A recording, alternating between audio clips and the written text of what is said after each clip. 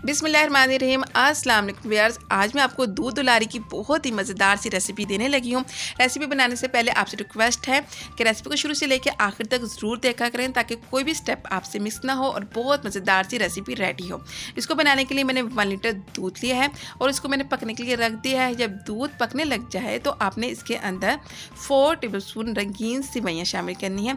1 litre के लिए 4 tablespoon रंगीन सेवइयाँ काफ़ी हैं। अब आपने क्या करना है कि इसको मिक्स करते रहना है 5 से 7 मिनट तक, ताकि ये नीचे ना लगें। अगर आप इसको मिक्स नहीं करेंगे तो ये नीचे लग जाएंगी। जब ये अच्छे से पकने लग जाएं तो आपने इसके अंदर चीनी शामिल करनी है। 4 टेबलस्पून चीनी मैं इसमें शामिल करने लगी हूँ। ये 1 लीटर दूध के लिए काफ़ी होती है। अगर आप ज़्यादा मीठा पसंद करते हैं तो इससे ज़्यादा चीनी भी इसमें शामिल कर सकते हैं।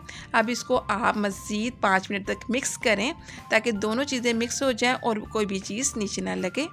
5 मिनट तक मिक्स करने के बाद जो है आपने इसके अंदर कॉर्नफ्लोर शामिल करना है। चूल्हे का फ्लेम लो कर दिया है मैंने और कॉर्नफ्लोर लिया है 2 टेबलस्पून। आप कॉर्नफ्लोर आपने इसमें डायरेक्ट शामिल नहीं कर देना।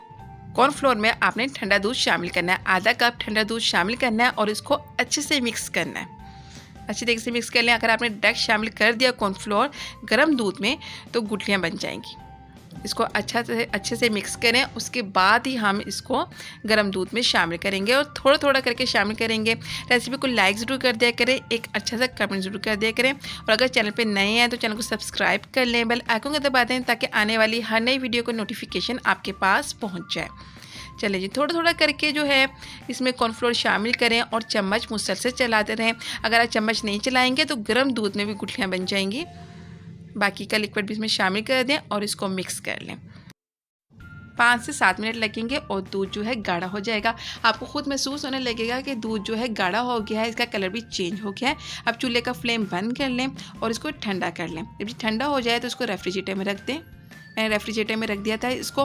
अब मैं इसको अच्छा सा मिक्स करूँगी और इसमें फ्रेश क्रीम शामिल करूँगी। 100 ml फ्रेश क्रीम मैंने इसके अंदर शामिल करने लगी हूँ। बहुत अच्छा जायका आता है फ्रेश क्रीम से इसका। इसको मिक्स करें। अब इसमें हम शामिल करेंगे कॉकटेल। 100 ml कॉकटेल हमने लिया है, इसमें से आधा हम इसके अंदर शामिल कर देंगे और इसको भी मिक्स कर लेंगे। इसको मिक्स करने के बाद मुझे क्रीम जो है इसके अंदर कम लग रही है। अब मैं इसके अंदर मज़ीद 100 ml फ्रेश क्रीम शामिल करने लगी हूँ। टोटल 200 ml मैंने फ्रेश क्रीम इसमें शामिल कर दी है। अब आपने एक बाउल लेना है और इसके अंदर थोड़ा सा ये शामिल कर देना है। एक लेयर बना लें।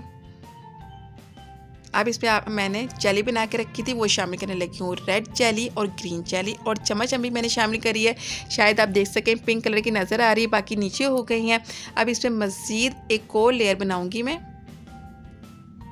इस तरीके से। एक और लेयर बना लें और इसके ऊपर जेली की भी एक लेयर और बनाएं। अब चम्मच हम शामिल करें इसके ऊपर।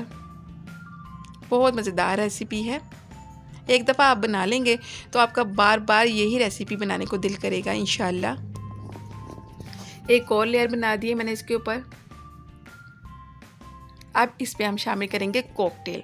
जो कॉकटेल हमने बचा लिया था, आधा हमने इसमें शामिल कर दिया था और आधा बचा लिया था, वो इसमें शामिल कर दिया है मैंने। पिस्ते मैंने छिलका उतार के कट कर लिए हैं, सेंटर से 2 पीसेस कर लिए हैं और चमचम से इसका जायका तो बहुत ही मज़ेदार आता है।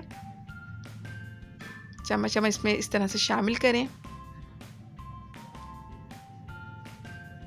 अब इस पे लास्ट में मैं शामिल करने लगी हूँ बादाम भी मैंने भिगो के छिलका उतार लिया था और सेंटर से इसके 2 पीसेस कर लिए। ये देखिए कितनी मज़ेदार सी रेसिपी ये रेडी हुई है। जितनी डिलीशियस लग रही है उससे भी ज़्यादा डिलीशियस ये रेसिपी है। रेसिपी को लाइक ज़रूर कर दीजिएगा। मिलते हैं एक और नई रेसिपी के साथ। Thanks for watching. शुक्रिया। अल्लाह हाफिज़।